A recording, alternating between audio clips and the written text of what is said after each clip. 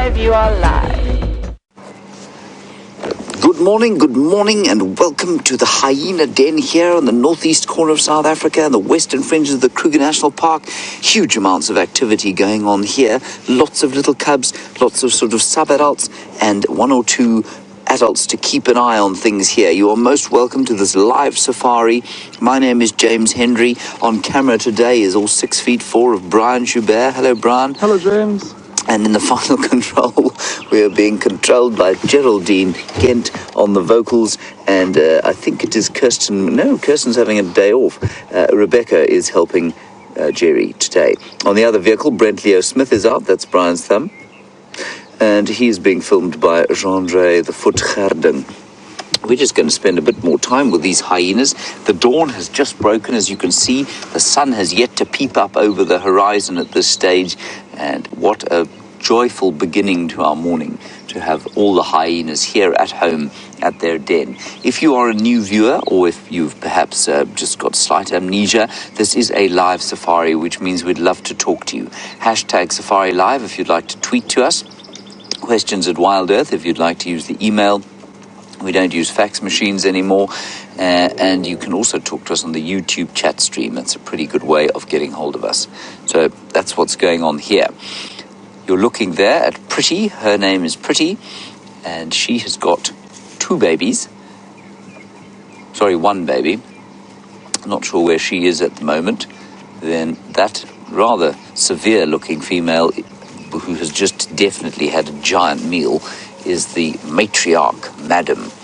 And she's definitely got two babies here. The two smallest babies are her, born in January of this year.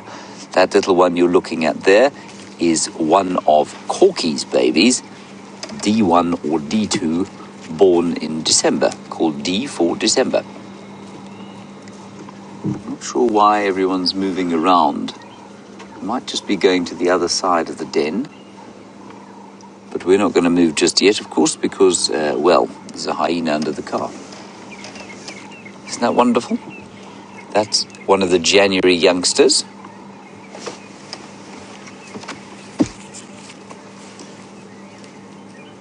Valeria, I agree with you completely. You're on Twitter, you say this was a great way to start. I agree, it's a wonderful way to start, and it's a kind of snap into the morning. Whereas opposed to sometimes we have a very kind of slow ease into the day. Being here with the hyenas is a real kind of quick, fun, sharp start to our morning safari. So you can see how completely confiding they are, fascinated by the vehicle. They're so used to it because they've seen it since they were, just a few weeks old. And it's interesting how as adults, they become less and less confiding around the vehicle. They become less and less interested in it. And even though we're able to sit at this kind of distance from them, as soon as they become adults, it's almost impossible to follow them through the bush. Unlike with a leopard or a lion, you can follow them off-road, you can make quite a lot of noise behind them, and they just kind of carry on. A hyena will move away from you if you try and follow it through the bush, which I think is quite interesting. And this is just a whole lot of greeting going on there. And that youngster, who I think is probably, I'm not sure who that is, but it could be May from last year, almost a year old. At least, June from last year, almost a year old. Going on here, you see how as soon as there's any kind of disturbance, the cubs run for cover. But we've got the two youngest cubs, the two January cubs, did not run for cover there. They, of course, are going to be more confident than the others because they were born to the matriarch. And they will inherit that in sort of confidence that she's got. They will inherit the arrogance, if you like, of royalty. If they're both males, perhaps we should call them William and Harry. What do you think? I can't believe I've only just thought of that. Or perhaps if one's a male and one's a female, we'll call them George and Charlotte.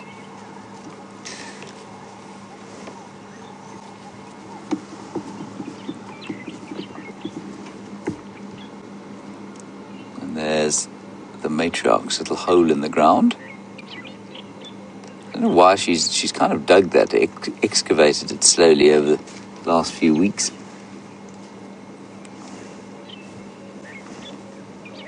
And that beautiful grass, which will shortly be shining gold as the sun comes up. I'm just going to reposition slightly. They haven't gone anywhere. They're just kind of milling about where we can't see them. So let me just reposition slightly. You'll see my incredible media device here. Much better than Brent Leo Smith's giant lens. Don't you think, Brian? All right, we're going to just try and find out where all the hyenas are. Let's head across to Brent and find out what he's going to do. Good morning and welcome on this very chilly sunrise safari. This is the first day I've been out that we've dropped below 20 degrees Celsius, 17. And I am now regretting not collecting my winter kit from home. Although Jean-Andre thinks I'm being soft because I want gloves. It's about 62 Fahrenheit, which I'm sure is a nice balmy day for a lot of you. But for me it is violently uncomfortable. And I'm wearing about 8 layers. But the good thing is the predators are going to be mobile more and for longer in the mornings. So that is exciting, and I'm willing to weather the weather, so to speak, to find the lions and the leopards. And speaking of leopards, here we go. Madam Karula is back on Djuma. That is exactly what we came here to look for. It's going to be a bit difficult in this light. There's Madam Karula's track coming back into Djuma. Now I'm just checking carefully if there are any little pitter-patter of paw prints around. I can't see any, so it's likely she's still holding her den to the south of us.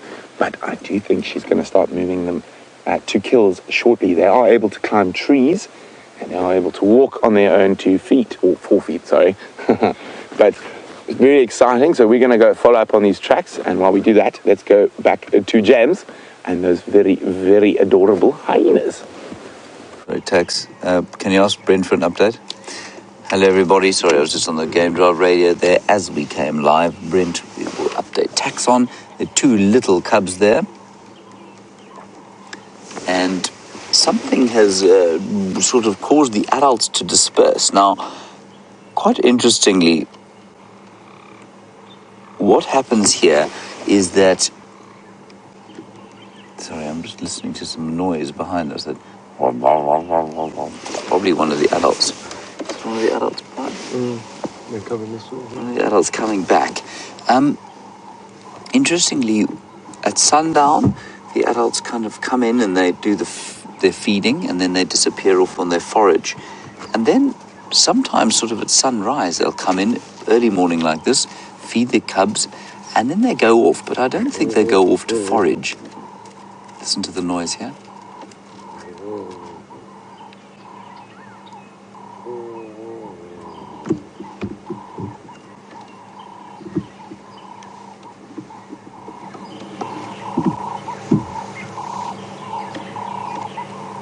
Now they've naturally stopped calling, of course.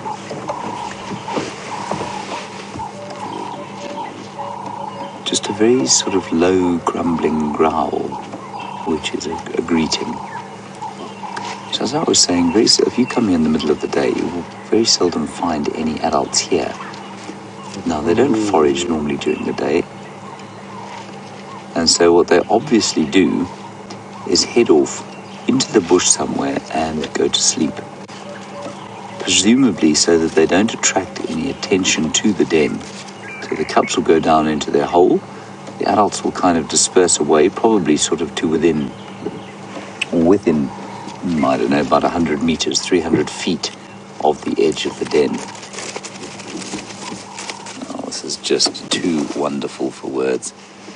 Hello.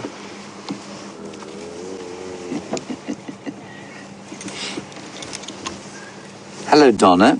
You want to know what these grasses are, the plants that are hanging around the den here?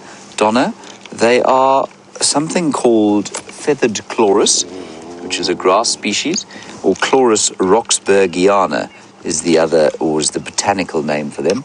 And I think that they are one of the most beautiful grasses we get here, and they really like to grow on termite mounds. So that's what those are, Donna.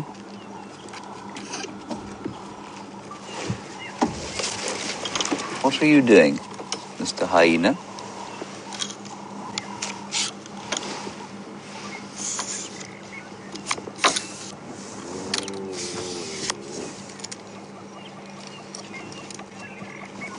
Wonderful name. You want to know when the last time somebody stole, or one of the hyenas stole, a wheel cap was? Well, Pinchy Winer's hat. I haven't had it happen here, but certainly when I used to work at Londolozi, it used to regularly occur. They are too funny, these hyenas. And like I say, they lose this inquisitiveness when they become adults, which I always find quite amusing. That they, once they sort of hit a year old, they've decided they're bored of us. I guess it's exactly like with, young children. They have their interests when they're little, and when they're adults, those interests change. So just if anyone's wondering, Pinchy Winer, of course, has become something of a joke around the place. It was a crab, hopefully is, but most likely was, a long-lived freshwater crab named by Scott after Mark Winer, who found it. And since the exposition of the name, there has been great enthusiasm and use of it, and now it has now become a Twitter handle as well. And I think Pinchy Winer is the greatest crab name ever devised. Look at the beautiful grass. So Donna, you will see there how that lovely grass is starting to shine a little bit. Oh, listen.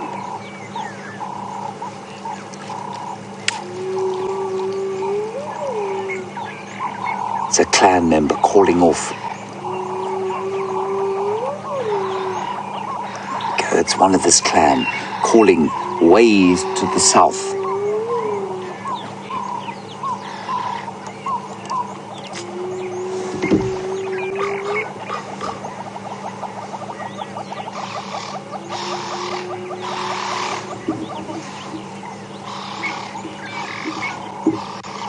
So you might not be able to hear it. The microphone is not facing anywhere near where the hyena is calling from, but I suspect one of the males, perhaps from this clan, just making a final contact call as the dawn breaks before sort of going to ground, finding a sheltered piece of drainage line or perhaps a thick bush to lie under. And there, now we're calling from this side too. Isn't that lovely?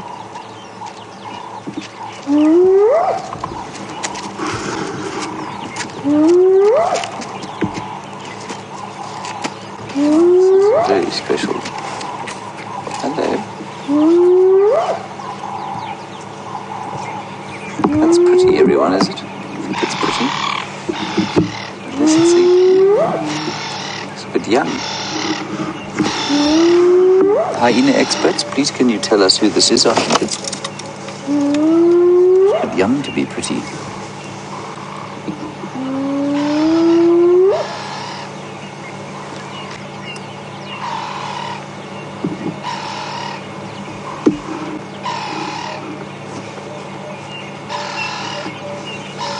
I don't want to move the car. I know your picture's actually perfect, but that's the vehicle in the bottom right-hand side of your picture there is this sort of filming seat. And she's lying now 2 feet from us, maybe, maximum.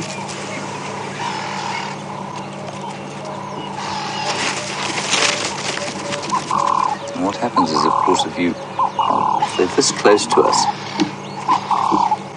as soon as there's any movement, they get a bit of a fright.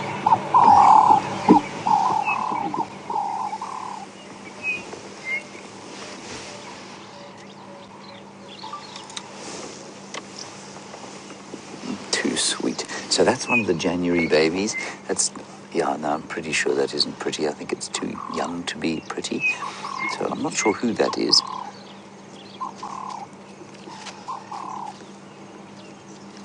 but it's most likely subordinate female.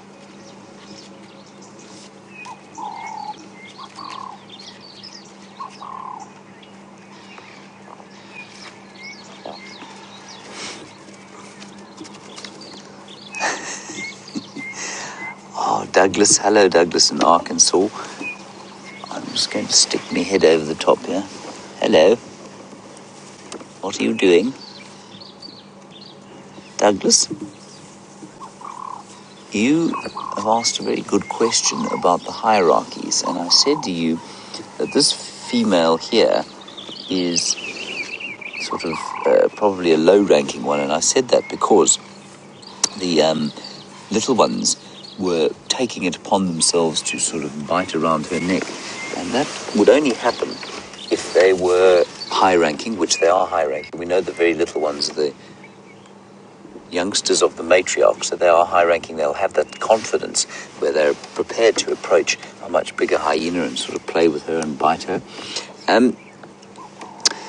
You also want to know, is there hierarchy amongst the males? And there is a hierarchy amongst the males, Douglas, but it's probably far less defined than with the females, but it definitely exists. Just keeping an eye on what's going on here. And it is very much in the same way as the matrilineal line is inherited, so the females' hierarchy is inherited from the status of their mothers, so it is with the males. So if the matriarch gives birth to a male, he will be high-ranking in the male hierarchy.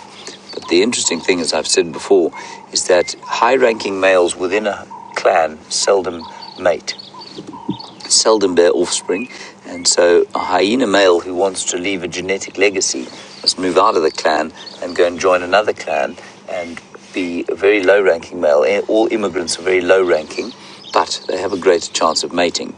It's the only mammal species I know of where that actually happens.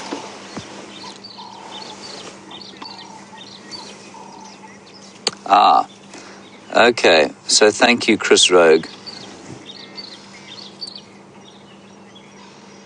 This is wonderful. Two hyena geniuses, Chris Rogue and Shell in Detroit. You said that was a young male called Ribbon, and he often comes and visits the den. So that's great stuff. Thank you very much for that. So we'll recognize him. I mean, I know that Shell and Chris are identifying him from the spots on his back. I'm unable to, I just see spots when I see them.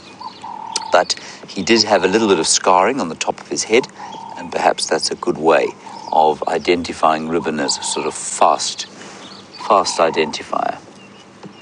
So it's not impossible for the males to visit the kind of den, but it's not that common.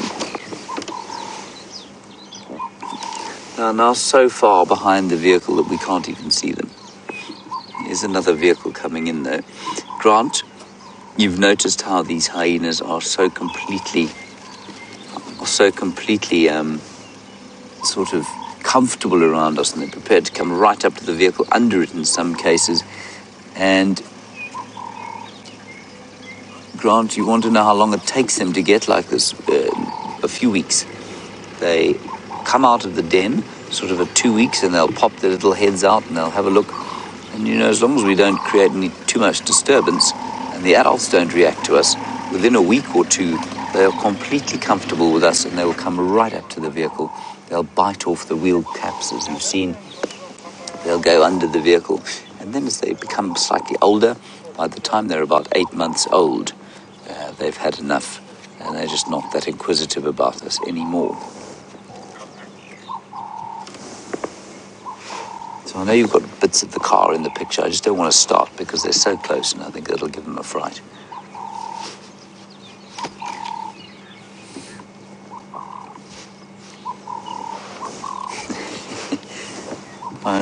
Impossible to film a hyena this close to us. Oh, there's some others calling through there.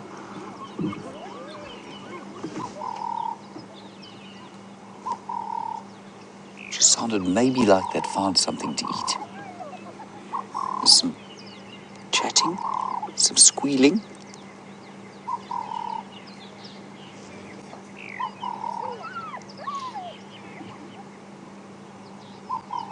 just listening, everybody. I'm not sure what's going on there. We might go and have a look just now. Let's just wait and see. Ribbon has not reacted at all. He's still behind the car. So while we listen, Bethany, active hyenas obviously all over the place. You want to know if they sleep as much as lions and leopards. I'd say pretty close, Bethany, but not quite as much. Remember, and I'm guessing here, but they eat a lot more in the way of bone marrow. So they will crush bones and suck out the marrow, and that's an important part of what they eat. And because of that, you probably find that they have more energy to burn. They've got more fat to burn as opposed to the plain protein diet of the big cats. I'm guessing there, but I think it's possible that that's why they sleep less, or why they don't have to sleep quite as much, but they will sleep for a substantial period of the day.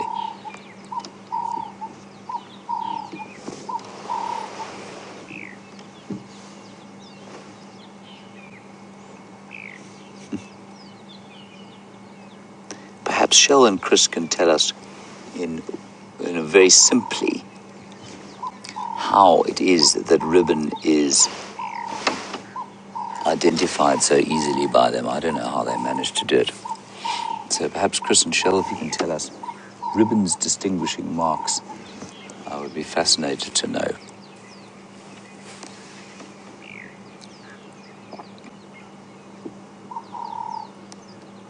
The noise seems to have stopped.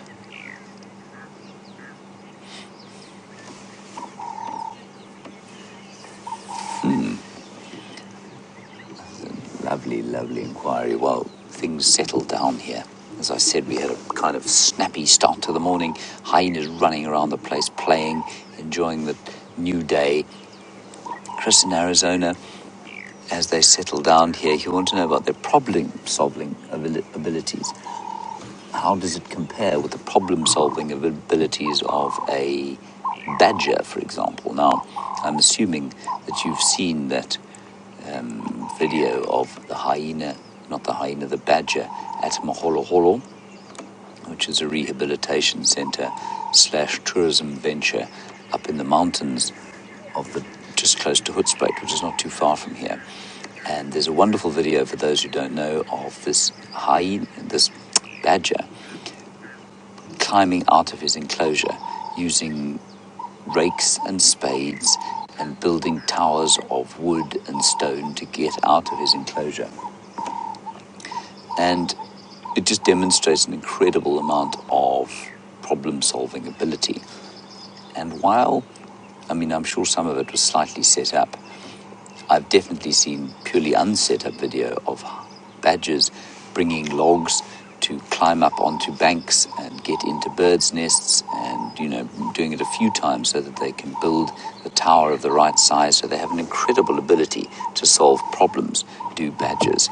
Now, Chris, I don't think that hyenas have quite the same abilities. I've certainly never seen them doing the same thing. I've never seen records of them doing the same thing.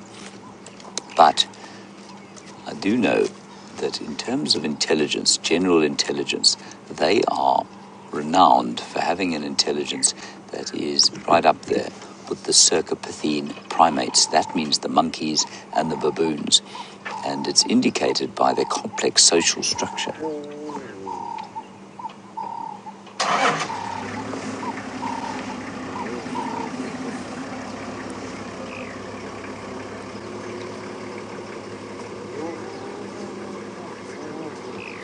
So just over the top there, you can see Ribbon going to greet Madam, the matriarch. I think that's Madam. And the youngster doesn't want to be left out. And it's interesting, just like young children, they've become bored with the vehicle. They're not interested in the vehicle anymore. So they're going to say hi to the adults. Excuse me, everybody. Bless you.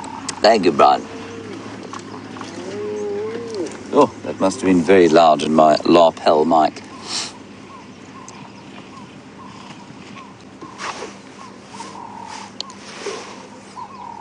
Here comes Madam again. Or was that Corky? So bad with this stuff. That's Corky. No, is it? It is. She's only got one gash out of her ear.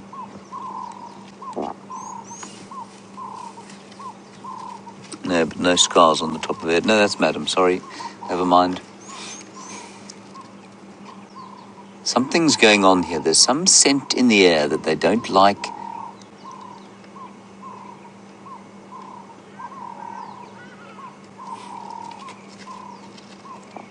So it's very interesting to see the male here, and I don't know whether he has rank or not. But the way that he's interacting with the matriarch there tells me that he could possibly be fairly well. He's probably quite high ranking. Now, there is, I don't know where he sits in the hierarchy. I'm guessing he's quite high ranking. He may even be related to the matriarch, and I think that's why he spends time around the den here, unless he's just enjoys the company of the youngsters. And why wouldn't he, though?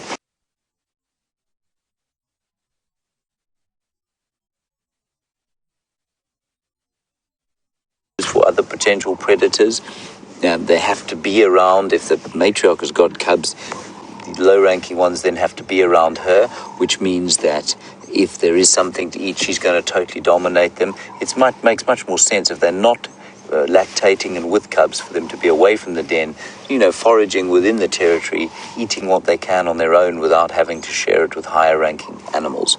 So that's basically why a low-ranking female wouldn't come here. There's no real point in them coming here. Our clan is not a very big one, though, let us not forget. As far as we know, there are about 18 or so adults within this clan, and that's not very big. And on that sort of same note, Cheyenne, you are interested in whether or not they will cross-suckle. Would they adopt a youngster whose mother died, perhaps, or would a high-ranking female feed a lower-ranking female's cubs? Hyenas do not cross-suckle. They're not like lions. If a female dies and she's got cubs, her cubs will die with her, even if there are other lactating females. I'm so pleased we got here when we did. They like to play in the early dawn light. And now you can see things really starting to quieten down here. Unless there's something going on the other side. You may have seen taxon moving around there. But I think things are going to pretty much calm down now. Let's just reverse a little bit. Let's reverse a little bit down the way there. Have a look there as you're looking at the sky starting to blue as the cold front breaks up. Well done, Brian. Marvelous. It is a magnificent sky. It's a very subtle sky. It's not an exploding sort of kaleidoscope of yellows and reds and oranges. It's a very subtle sort of blue and gentle shades of pale yellow in the clouds there with a bit of grey. Marvellous. Very fresh smells all over. Even though we're at the hyena den, it's not very dirty at all, which is quite nice. And a single dove calling off to exactly where you're looking there.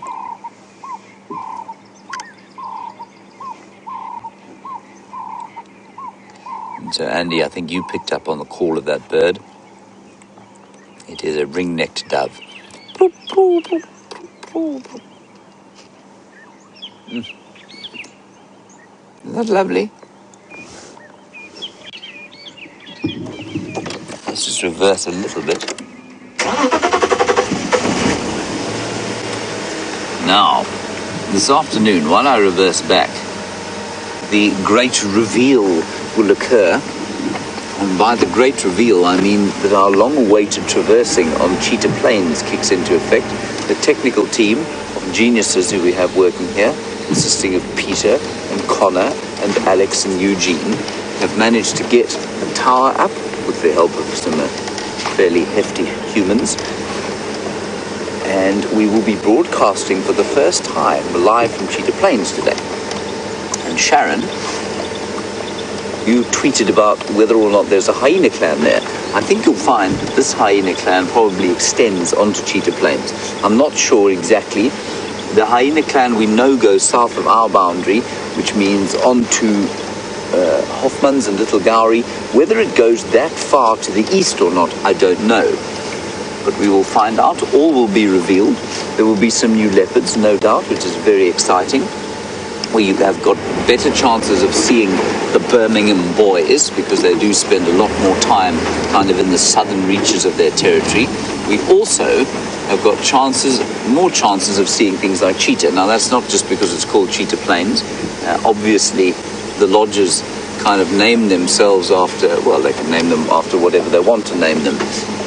But there are actually chances of seeing cheetah there simply because they have got open areas where the geology is different, and so the hunting terrain is much more suited to cheetah. I think we're going to get one more view of these hyenas, if that. And Taxon's making his way out, which means that they're probably hiding. Can you see one now?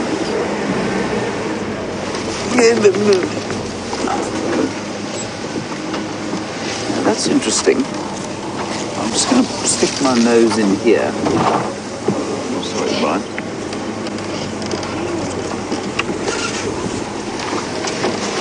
I wonder if they haven't been using this as a temporary den sometimes. When we've come through here and we've seen nothing, they may have watched us just drive in and out. There goes Tax, with about 74 children on the back of his vehicle.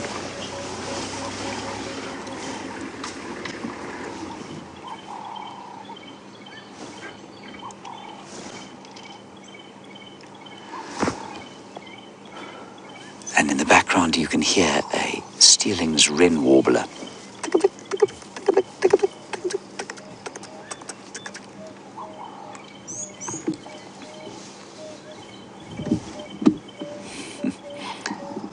And now, so close we can't see them.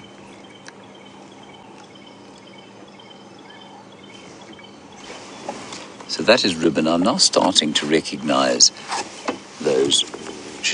He has got a sort of lengthy, quite thick stripe of spots on either side of his flanks. Maybe that's what's the obvious identifier there.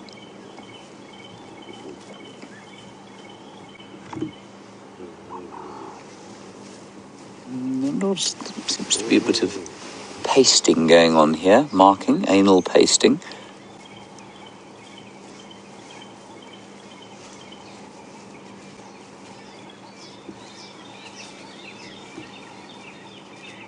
You can see him walking over the grass, lifting up his tail, and what that will do is just expose the anal gland, which will then rub over those grasses.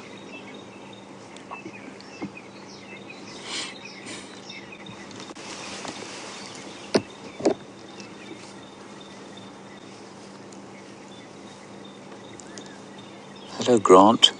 An interesting question from you that's actually quite difficult to answer.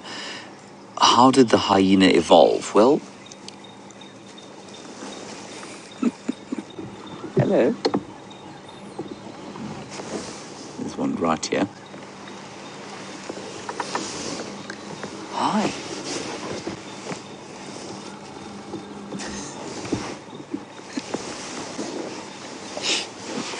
So, Grant, I don't know really what you mean, except to say that the hyena has evolved, just like anything else, to fill a niche. And the niche that they fill in this particular area is as the apex scavenger, well, semi-apex scavenger and semi-apex predator. So they're very variable. They can scavenge or hunt with equal success, depending on the area that they live in. They're very dominant. And so they fulfilled a niche where they were able to sort of steal food if they had to, or they've evolved the ability to hunt very successfully as a pack, which, say in the same way that wild dogs do, or in the same way as hyenas do, not hyenas, as lions do. So, Grant, that's the kind of shortest answer I can give you. What did they evolve from? Well, they would have evolved from a common ancestor eventually to all the cats. The cats and the mongoose would have had a common ancestor many millions of years ago, and one line from that common ancestor would have formed the cat cats as we know them. One would have gone towards the mongoose, and the other eventually would have gone to the hyenas. But more than that of the evolutionary history, I'm not really sure, Grant. And then Davino, a nice question from you about the function of what we call the pseudo-penis. Now, for those of you who are perhaps new viewers, it's difficult to sex hyenas, and that's often why I get it wrong and why many of us get it wrong. They all have what appears to be a penis. The females is called a pseudo-penis, and it's an enlarged clitoris, and the males have got a standard issue penis in the same way that all other mammals do. And Davina, your question is, why do they have this situation? What is the function of it? No one has satisfactorily answered that question, Davina. Safe to say that the pseudopenis functions in a strange way, in that there's no vaginal opening on a hyena, so she must give birth through the pseudopenis, and she must also mate through it, which makes mating awkward, and it makes birth dangerous. But we think that the reason it has evolved is because of the incredible testosterone load that a female hyena carries. So it might be a sort of trade-off where, although it's not perhaps the most convenient thing in the world, it's not inconvenient enough for it to be an evolutionary disadvantage. In the same way that human beings, our birth is very dangerous. We've evolved into a species where we give birth, and our birth is very dangerous, but it's dangerous because we're bipedal. Our hips are situated in such a way that it makes the birth canal very narrow. But that disadvantage has not outweighed the advantage of being bipedal. So in the same way with a hyena, as evolution has acted on them, natural selection has acted on the spotted hyena, and it's only the spotted hyena that has this. So there are 3 or 4 other members of the family, and they don't have the same situation. So despite the fact that there is an evolutionary disadvantage in that it's perhaps not healthy all the time to have that pseudopenis because it makes birth dangerous, the disadvantage of that is outweighed by the extra testosterone and the kind of female-dominated society that they have, which has made them one of the most successful carnivores in Africa. So, Davino, I hope that answers your question. I love questions like that. I think they're really fantastic. They inspire a lot of different discussions. So thank you very much for that. I think we're going to leave the hyenas now. There doesn't seem to be much going on here now. Let's go back to Brent Leo Smith. He has been following up on our favorite daughter, the queen of Djuma, and let's find out if he's managed to find her. Hello. So we got called to some leopard tracks around the lodge, heading towards Zoe's Road. Now, I incorrectly assumed that they were Karula's. It's not, it's the tracks of a male. So we're just having a quick look here, and then I will go back to Karula's tracks. There's another interesting development out in this area. You see them there, somewhere in the distance there. Vultures in the tree. Yes. So there's a couple of vultures in the tree, so we're going to have a look a bit closer. Now this is very close to where we had those vultures on the sunset safari, except on the other side of the road. And I don't think anyone's checked. It was a bit late for us to check properly last night. So let's go have a look.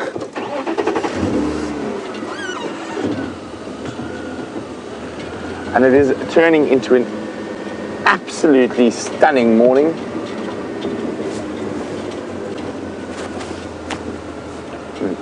Turning into an absolutely gorgeous morning. The sun is about to burst through, and it's wonderful after all this grey, dreary, windy, cold weather we've been experiencing. And even the clouds that we started with this morning are starting to dissipate, causing quite a beautiful sky.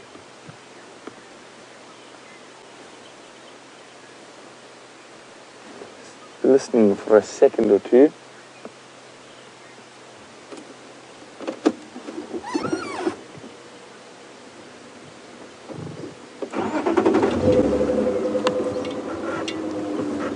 So of course the last time we saw Mr. T, or Tingana, who's the dominant male leopard in this area, he was looking a little worse for wear. And a lot of you, including Sandy in the great state of Texas, is wondering, how's he doing? Well, unfortunately, your guess is as good as mine. He hasn't been seen since then, but I'm sure he's surviving just fine.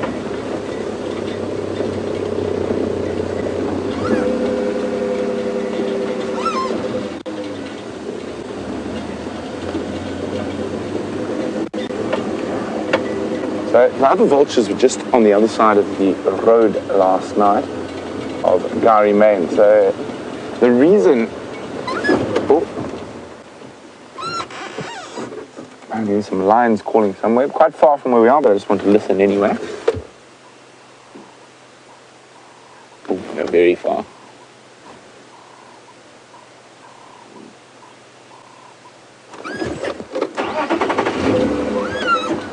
I'm going to update the guys on the vultures, and there's a very good reason why the vultures might be quite spread out and still in the tree, which generally means there might be still a kill on the ground.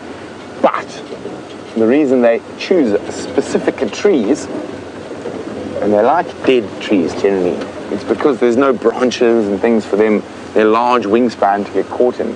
So there's vultures sitting in a dead tree over there, and there's vultures sitting in a dead tree over there, which sometimes makes it a little bit challenging to find why they're sitting. But the fact there's about 7 or 8 there, and I think there's 4 or 5 here, it's a good indication that there could be something expired in the area.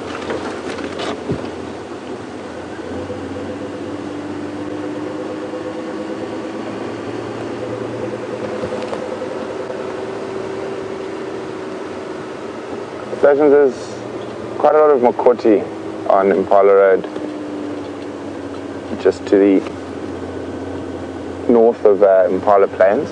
There's also some on Gari Main. I'm just going to check in the area a bit. Oh, look at that. A vulture sunrise.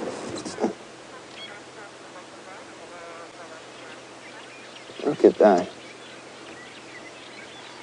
A white-backed vulture silhouetted in the sunrise.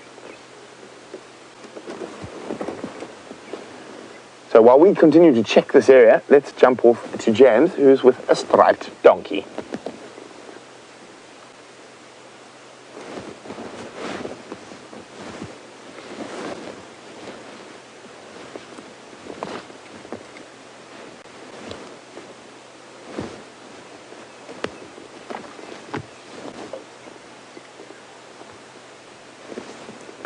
Okay, look at that sky with the vulture. So we're not jumping on with James.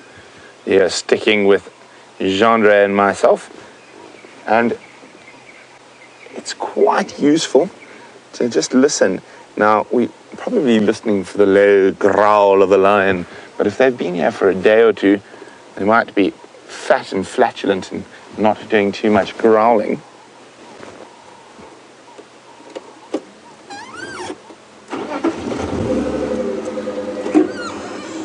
So what are you here to scavenge, vulture? Now, it could be the Nkuhumas. They disappeared a few days ago doing a favorite trick of theirs, using their hidden wings to fly across the road and not leave a track for us to follow. Now, for those of you not sure who the Nkuhumas are, they're a pride of lions, our most regular seen pride of lions. But Jamie and Sam are out on tracking team, so what I think I'm going to do is I'm going to call them in, ask them to go stomp around in this area, see if they can catch a cat by the tail, and we're going to go head back and see if we can follow up on Karula. Oh, there's hyena tracks here. I just heard from Taxon that there were hyenas running south from around the den, and this is south of the den. We'll just go a little bit further and check.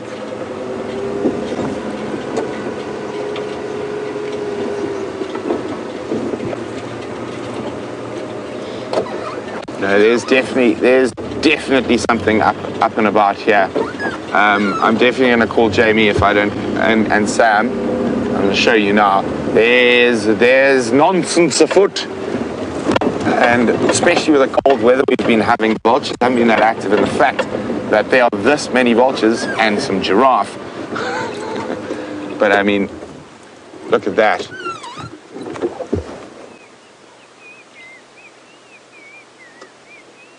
There's something afoot here. And apart from the male giraffe feeling amorous, which he is, so while we watch that giraffe, ooh, yes, try his luck, I'm just going to call Jamie quickly. Jamie. Ooh. She might be feeling amorous as well. Jamie, could you guys come to Impala Road around the power lines? There's a good 40 or 50 vultures in the trees around here.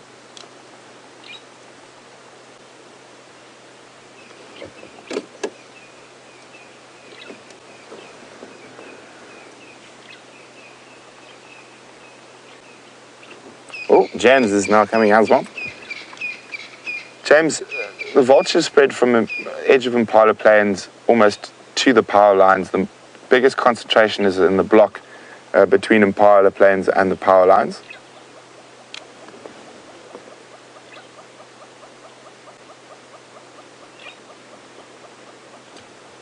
Copy.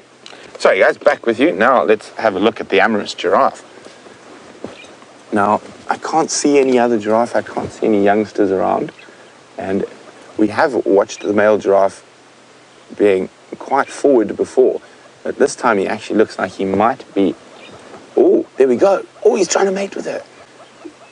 That's incredible. Now, she is showing signs that she is quite excited with the prospect, even though she moved off that time. Now watch his, look how she backs towards him.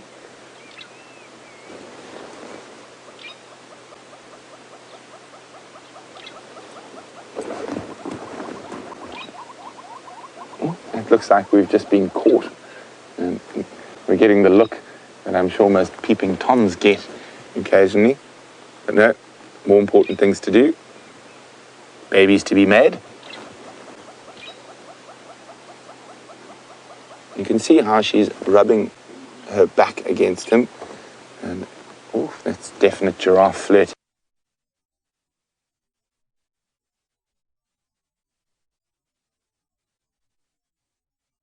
Going on there. So she's almost certainly an estrus. Might not be quite ready to mate yet, or they might have mated already before we arrived. They've all mated multiple times.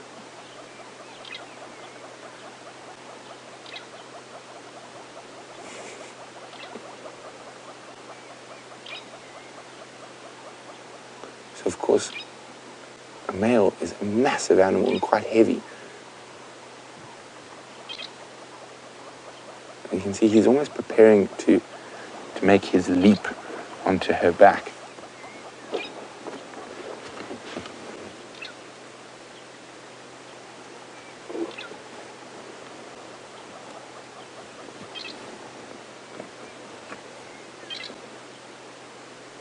You can have a look at his tail. He's lost the tip of it at some point in his life.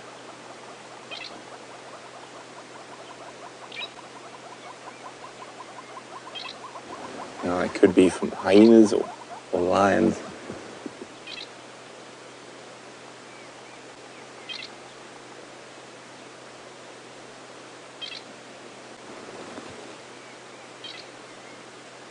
It's fascinating. It's quite the dance. Quite going on at the moment. We might see a phlegm and grimace shortly. In the giraffe, it's not nearly as obvious as in other animals.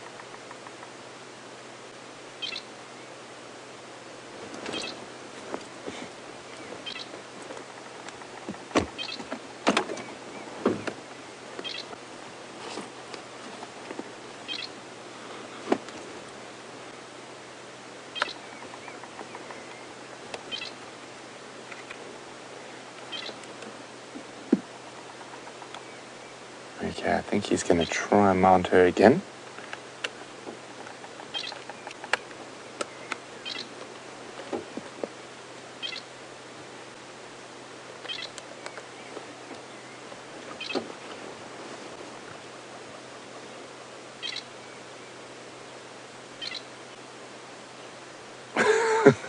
as he's about to leap, she just moves forward that slight bit.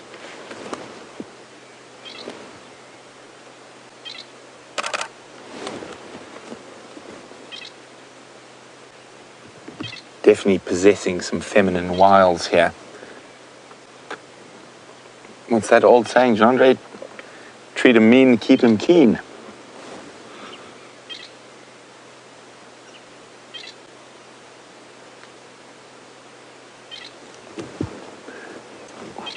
Unfortunately, I've gone right into the sun, so Jean-Andre is doing his best to give you the best picture, but I don't want to start the vehicle and move in case it disturbs them.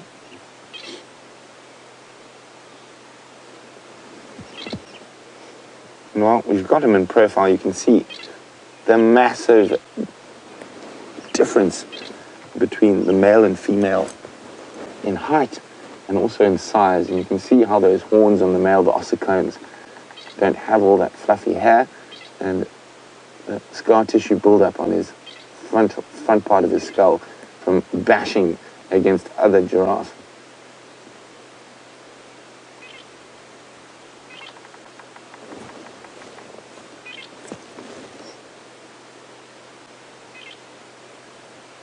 It's quite beautiful in the silhouette. You can see how much more delicate and feminine her features are compared to his.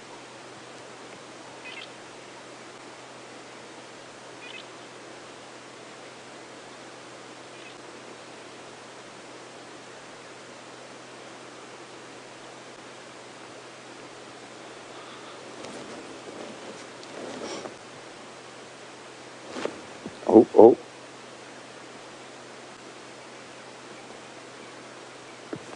Well, they're showing a little bit of tact. Going behind the bush. Oh, there we go. At least he's moved out behind the bush now.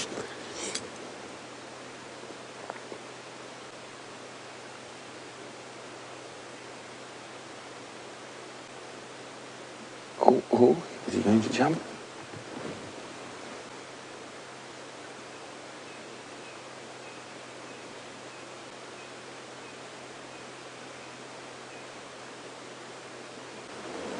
This is absolutely fascinating.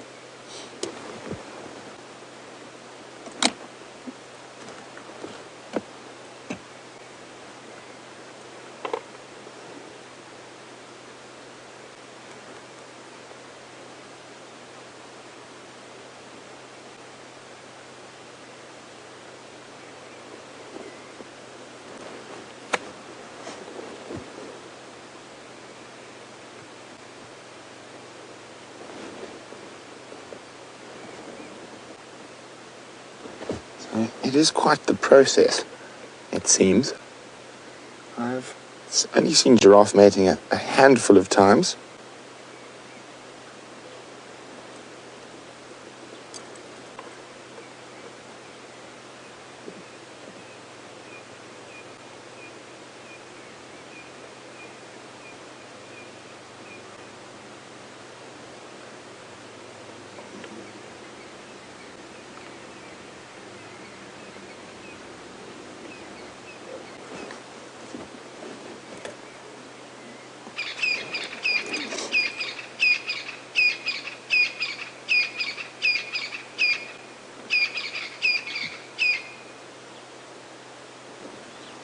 What are we going to see? I don't want to move the car, as I said. I know they're in a bit of an awkward position, but this is absolutely fascinating. Definitely do feel a little bit like a voyeur staring into the private, intimate moments between a male and female giraffe.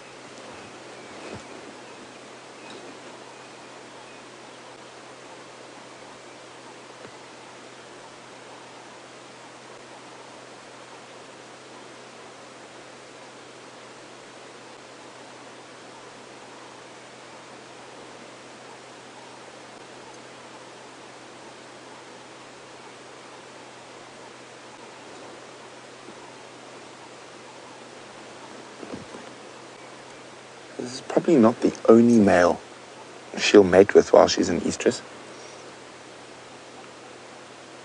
And it's actually quite surprising to just see one male trying to mate. Quite often you will have multiple males, and that's where you see those impressive giraffe fights. So if they do mate, he will jump up onto her and stand on his hind legs. And he's just trying to get himself in position. She keeps just moving ever so slightly to make it more difficult for him. I said there's a strong possibility they might have mated already before we arrived, but I'm not too sure. I think it hasn't happened just yet. Oh, there we go. Oh, she got away. So she might be in early estrus. She's maybe just coming into estrus. So not quite ready to mate yet, but it's definitely on the cards.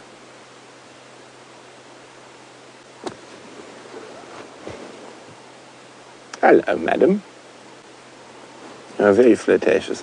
Look, battering those long eyelashes.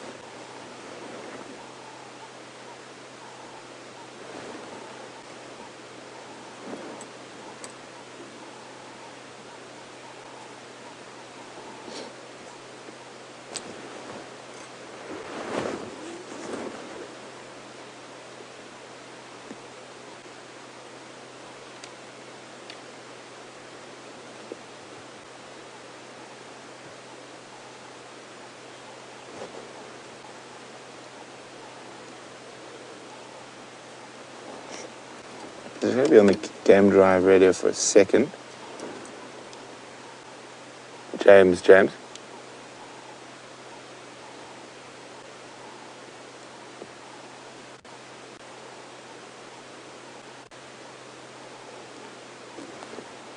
it looks like she's evaded him for now. And I can see James has arrived at the trees that are full of vultures, because I can see them taking off. So let's go have a look at those incredible birds of prey. Now, we've come into the area where Brent said there were lots of vultures, and there are lots of them here. Over there, white-backed vultures, a tree full of white-backed vultures. And then as we pan off to the right-hand side, we've got a mixed suite here of white-backed and hooded. You can see the hooded, or the slightly lower down ones with their slightly more delicate beaks for eating different kinds of meat. And then further off to the right from there, another great swathe of white-backed vultures. They're the most common vultures of the area. And we came into here because, well, Brent obviously spotted them, but there was some on the ground right around where we are now. There is another one on the ground. I don't know if you can see that one, Brian. Can you see it there? Sort of sitting on a dead log. So I don't know what's going on here. Something has died, no question. Whether whatever killed whatever has died is still here, I don't know. We don't know where the Nkuhuma Pride are. We haven't seen anything, sign of them for the last little while. So let's just stick our noses slowly into this clearing and see what we can find. Now, the vultures don't like for us to be around them, and often they will fly away. Now, this lot, the fact that they haven't flied, the ones flied, I cannot actually believe I just said that. The fact that they haven't flown away indicates to me that there is food around here for them. You see, they didn't fly away there, Brian? I did. So we're going to ease our way into this block and see if we can't get a decent view of what might be attracting their attentions. As we drive along here, you might be able to see there is a game path, and it makes it, I mean, they come through the clearing. I'm just going to try and get hold of Brent as well on the game drive. Of course, he will be desperate now that I might find these predators while he is waiting for the giraffe to perform. There's something else coming off the ground there. Brent, go ahead.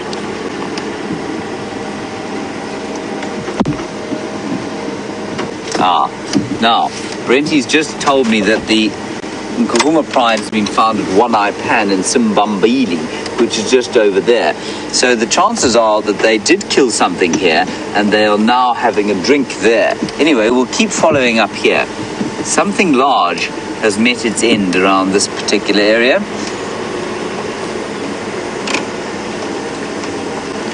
Copy, Brent. I'm in the block there. There are a couple sort of coming off the ground here and there, so I'm just going to have a look through here.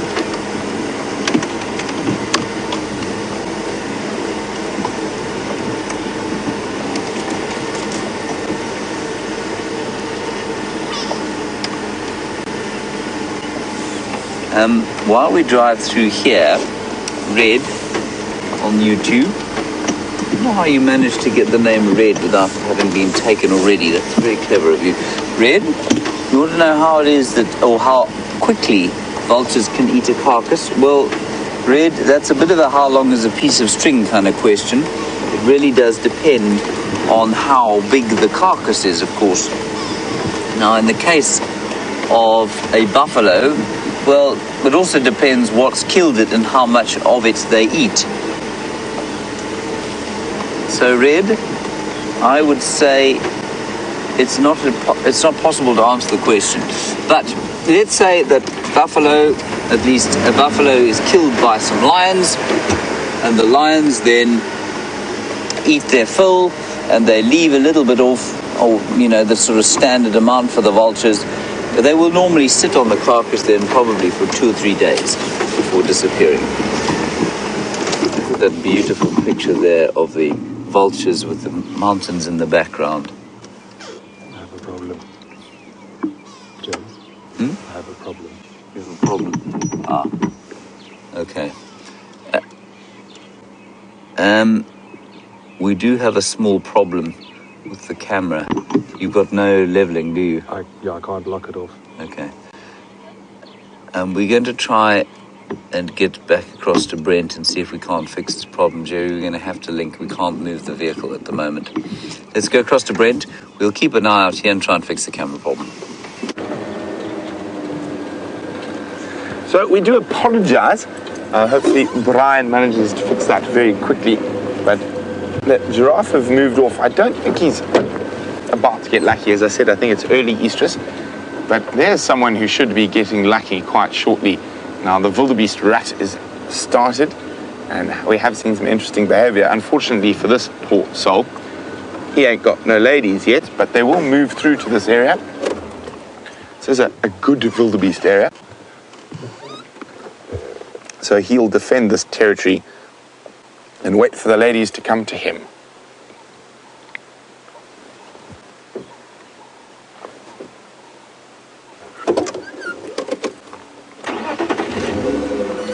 So nice short grasses around here that wildebeest, he's going to walk to us, that wildebeest prefer.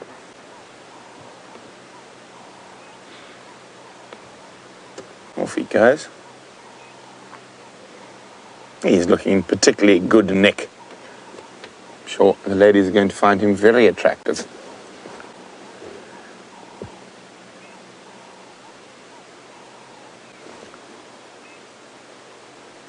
So wildebeest have quite a different strategy to impala for the rut.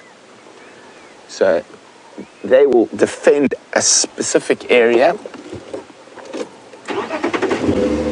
whereas impala will defend a specific group of females. So it's very interesting how you notice that different animals have different strategies when it comes to mating. And speaking of mating, when we saw some attempts at mating by that male giraffe. Linda's wondering, every time he sort of tried to mount or nudge her, she moved away. Does this mean, if she didn't, would this mean she's ready? Yes and no. Sometimes, especially she looks like quite a young female, she might be a bit nervous of the weight of him leaping on top of her. But yes, I think she's probably coming into estrus and he's just getting very excited. But as she sort of gets further into estrus, she'll probably stand and copulate. They shouldn't move too far, so it might be worth having a squiz around here on the sunset safari. So I think James would have given you that update, but I just heard that they have found the Inkahumas, and they're very close to where those vultures are, but unfortunately across our western boundary. So we're going to make our way back towards the last leopard tracks and see what we can find there. But definitely a crisp morning, and I think winter has arrived.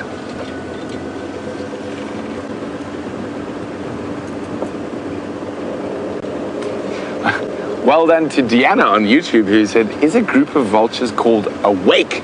I'm not 100% sure, but I think if it's not, it definitely should be.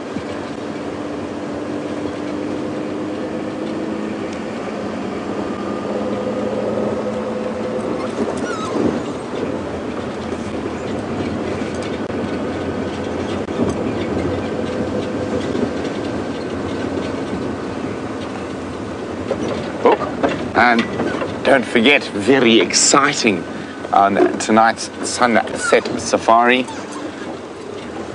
we will be taking the first drive at Cheetah Plains.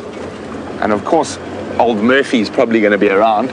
So whoever goes down there is probably going to see a few blades of grass. What have you spotted, Jean-Andre? Is it the same too? Ah! He is hot in pursuit. And she is hightailing it out of there. He, of course, can't hightail because he is lacking the bottom of his tail.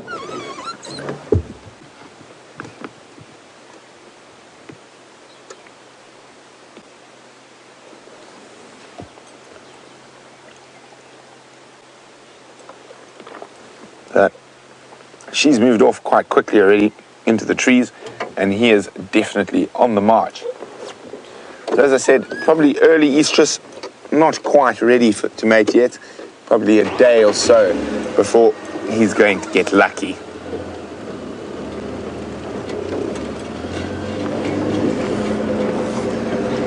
Suddenly become very bright.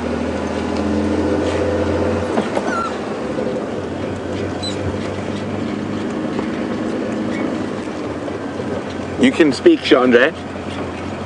In the spares box. In the spares box. So Brian and James. And on the tripod. And on the tripod. There we go. Going back, they have a problem with their fluid head. Now, the fluid head is this wonderful piece of equipment that the camera is mounted on. It makes it look so effortlessly smooth when our cameramen move it and sway it from side to side. And Chandra, is there actually fluid in the fluid head? Yes, there we go. He nods. Chandra doesn't like talking too much on camera, so I have to do his talking for him. There is fluid inside the head, and that it's quite viscous, so or not? Depends on the temperature. It depends on the temperature. So the warmer it is, the less viscous it is. The cooler it is, the more viscous it is. And obviously that just gives a little bit of something to work against, so you don't rock or jump. Apparently I'm wrong completely. Maybe we'll get Jean-Ray to give you a lesson in fluid heads a little bit later on the sunrise safari.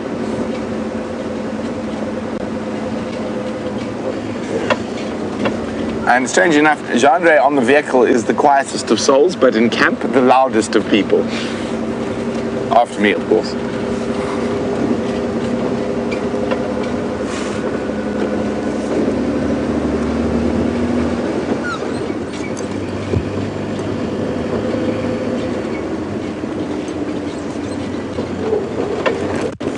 Good morning, Alice, who's in Ohio. And Alice would like to know, does the Anderson male's territory expand onto Cheetah Plains? It does not. It is far to the west, and Cheetah Plains is far to the east, so it's literally as far from the Anderson male's territory as you can get. The male leopard that currently holds dominion over Cheetah Plains is Tingana. They often also see Shavamba Lion, who's a young male leopard. I'm not 100% on his age. Someone could send that in for me. How old is Shavamba Lion? One of Karula's sprogs. And he's getting to an age, I think, where he's going to be able to start competing for territory. Oh, there have been elephants on top of us since we drove down this road some minutes ago. Oh, I do love the smell of elephants in the morning. Smells like a musk bull.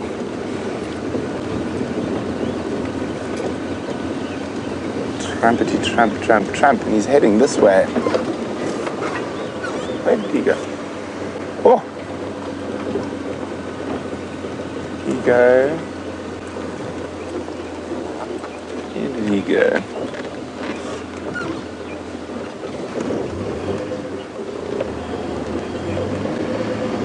very strong, musty smell in the air.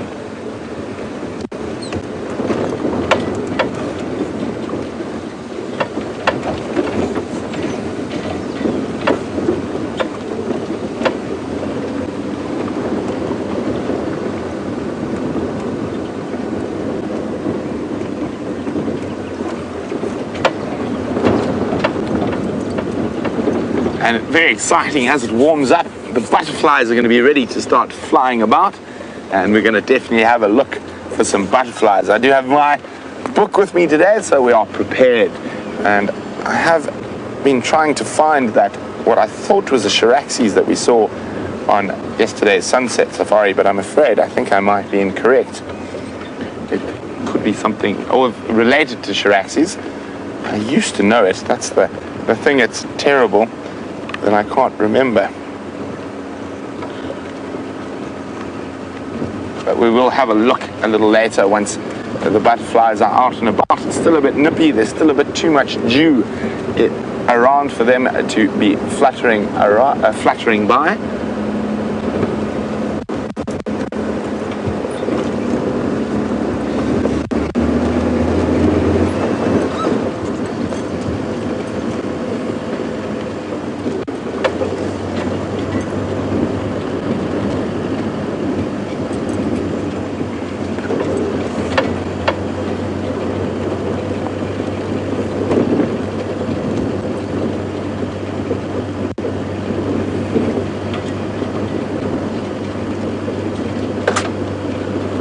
So apparently a wake is only a group of vultures that are feeding, and thanks to Eric for that one.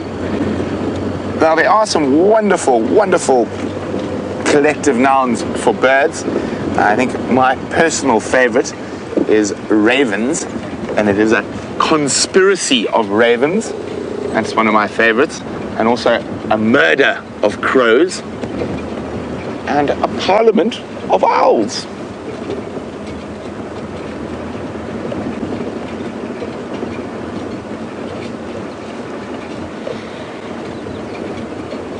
So, speaking of crows and ravens, Monkey Man would like to know, are there any that we can see on the live safaris? There are. I think last year I had a pied crow, a pied crow on the safari, and we do get crows passing through here and ravens, but a pied crow, if I remember correctly, is the one I saw last year.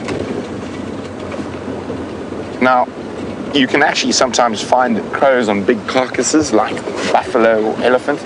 They are also attracted at the same as the vultures are, except they're a little bit less Catholic in their diet. They'll take a lot more different foods rather than just carrion.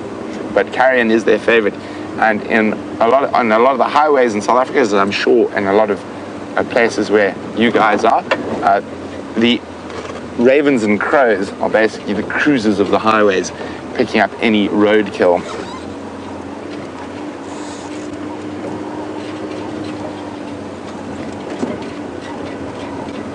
And there we go. Let's just do this quickly.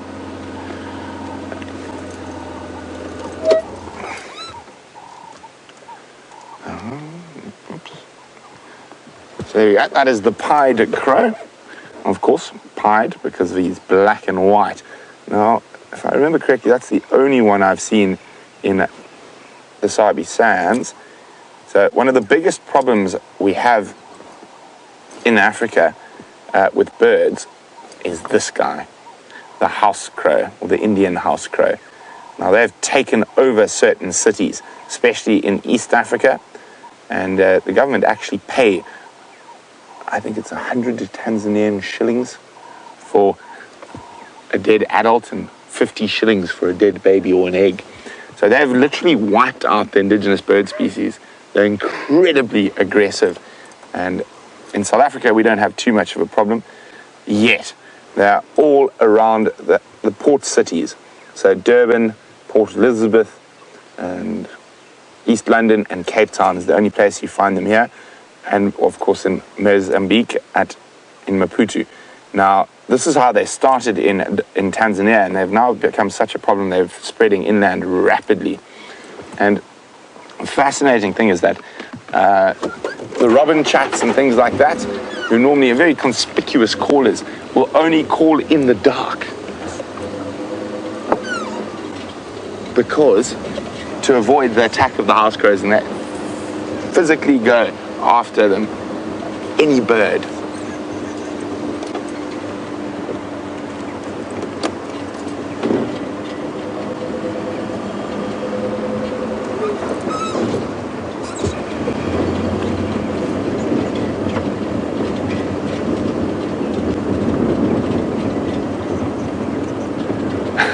Siberia says there's a group of hardy-dar ibis called the noise.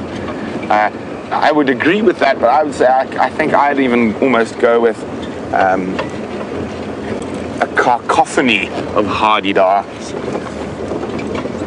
Yeah, we're now back in tracking mode on the search for the queen of Djuma, Karula, the female leopard.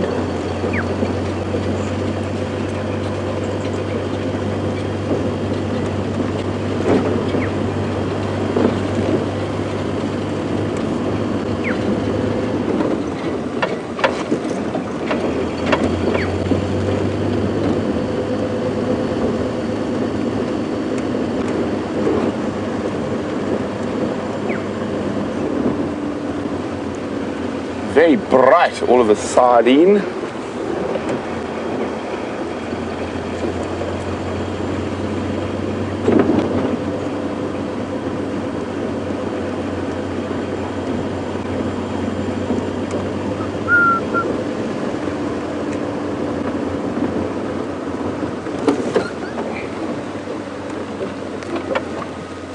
Naughty elephants. And a monster millipede. The elephant has been naughty, it's left a branch on the road. Oh. But what I really stopped for was not to move the branch.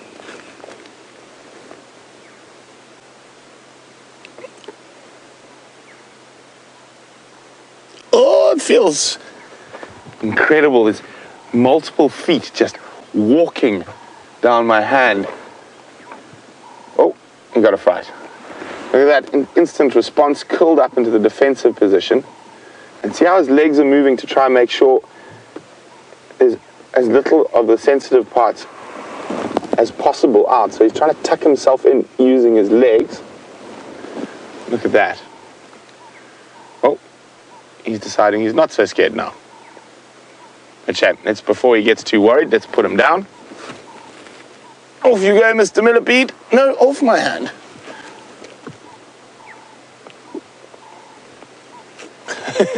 He doesn't want to leave now. There we go.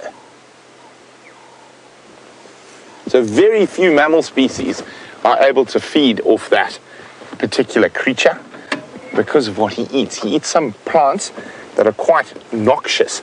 So they have poisons in them, and those poisons come through as hydrogen cyanides if you eat the millipede. So I wouldn't ever recommend, even if you're really hungry, Jandre, eating a millipede, or anyone out there for that matter. But if you are an African civet, it's a delicacy. So the African civet's pancreas releases a very specialized enzyme that will actually break up those poisons into non-harmful proteins. Now, outside of southern Africa, in the rainforest, where there are lots of millipedes, so in Gabon or Congo, there, one would think there's a lot of food available, but there's not really, and a lot of the food is very seasonal. So quite a few of the animal species there have had to adapt to find different sources of food. And a lot of the duikers in the rainforest have developed that same trick as the civet, and they eat a lot of millipedes. They also hunt birds and eat birds' eggs. So incredible how in different areas animals have evolved to be able to deal with different things.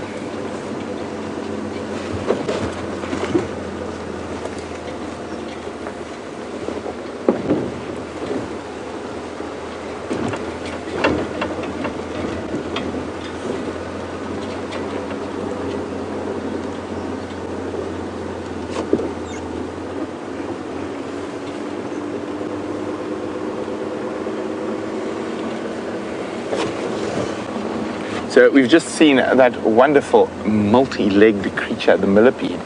But Siberia was wondering, are there any arachnids, spiders or scorpions, that might bite an animal, causing it discomfort or effect? Most definitely, but I don't think, as with most of the spiders and scorpions, non-lethal. Hang on 1 second. Siberia. It's not Karula. There's a honey badger who's marched down the road here. You can see the marching tracks of the honey badger.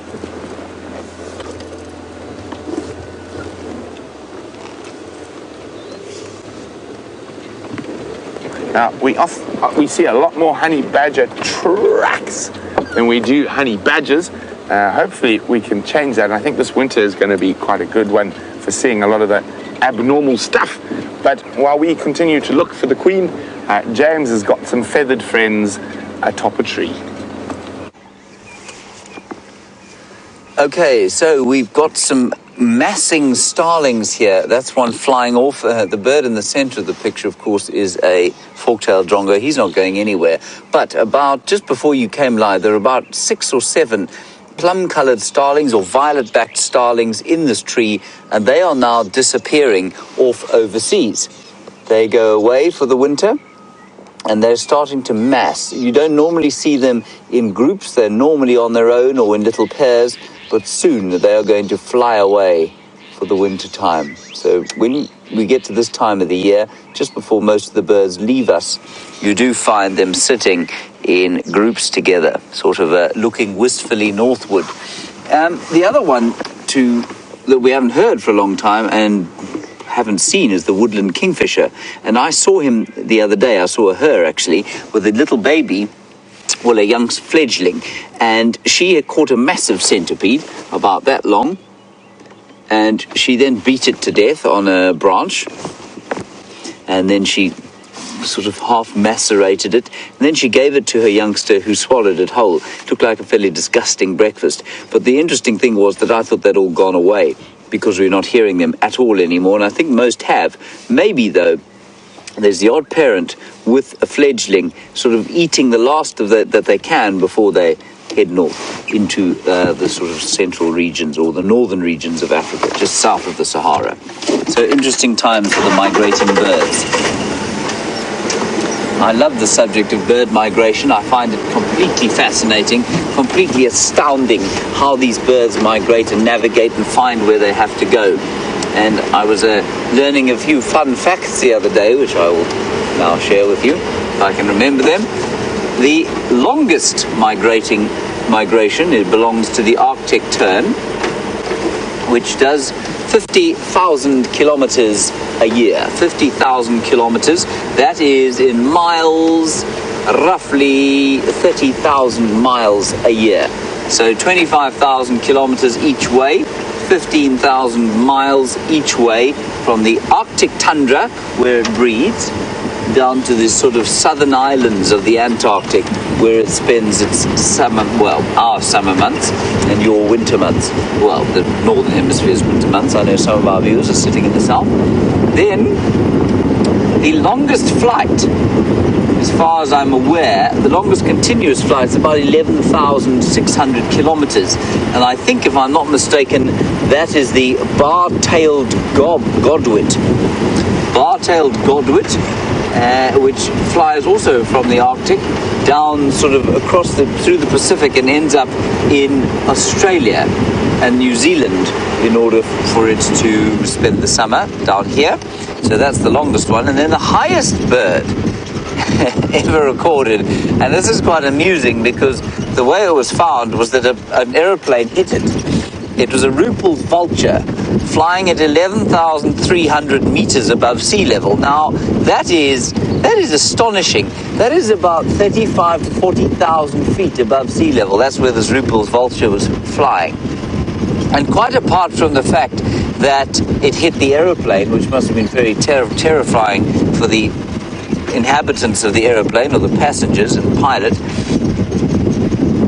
the temperature up there is probably close to minus 30 or 40 degrees Celsius. I don't know what that is in Fahrenheit. It's but it's amazingly cold. The oxygen is so thin that you and I wouldn't survive up there for very long. We certainly wouldn't survive without special suits and that sort of thing on. So how on earth the Ruppel's vulture manages to survive up there has got something to do with some very sophisticated blood or hemoglobin, which carries a lot of, is able to carry more oxygen than our hemoglobin can. So just amazing adaptations for birds who have to migrate enormous distances. So those are my 3 fun facts of the day. Brian, height, length, or distance, and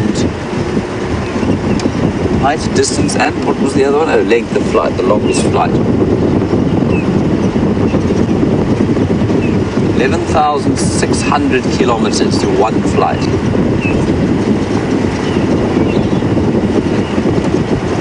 Now, a very nice question here from Deanna on YouTube about starlings and their flights. And Brian and I were chatting as we drove home to fix the fluid head on this camera.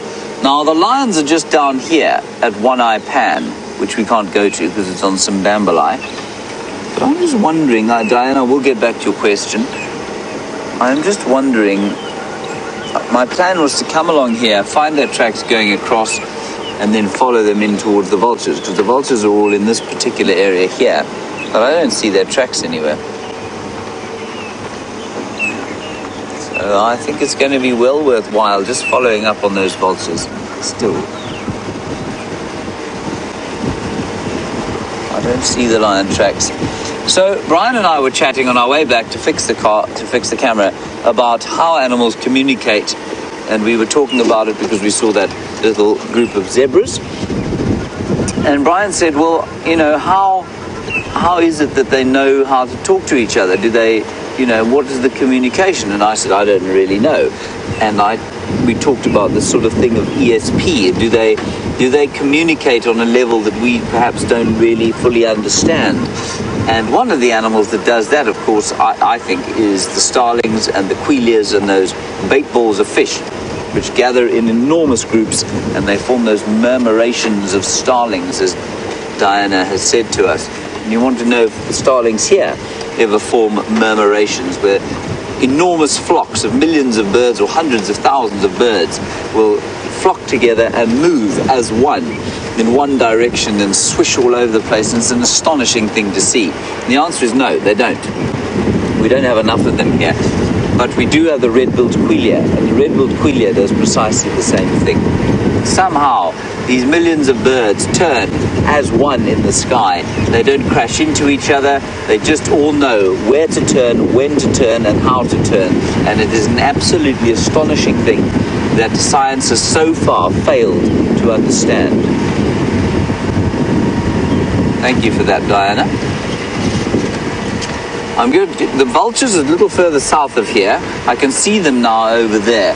But we're just going to see if we can't pick up the lion tracks here. Now, Teresa, the wingspan of... You want to know the wingspan of those vultures? Well, it does very much depend on the species of vulture that you happen to be looking at. The largest ones that we have there are the white-backed vultures, and their wingspan, if I'm not mistaken, is about 1.8 meters. That's just over 6 feet. So that's quite a wide wingspan. The bird itself stands about that high. It probably stands about 2.5 to 3 feet high. But I will get that exact information for you shortly. We're just going to very slowly and patiently drive down this road. It is a main access road, which means that any sort of track that an animal leaves is almost certainly going to be obliterated very quickly by the vehicles going up and down, dropping guests off and dropping food off that guests are going to eat, and Sabi Sands conservation chaps going up and down here. Guys, Karula has brought her cubs to Djuma. We've been tracking her. Look at the little guy. We just came around the corner. We're just going to keep very still. Isn't this amazing?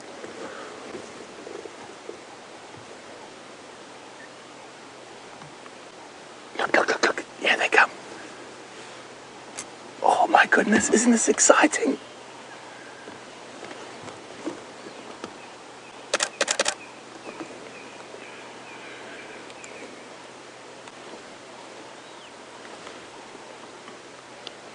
this is incredible.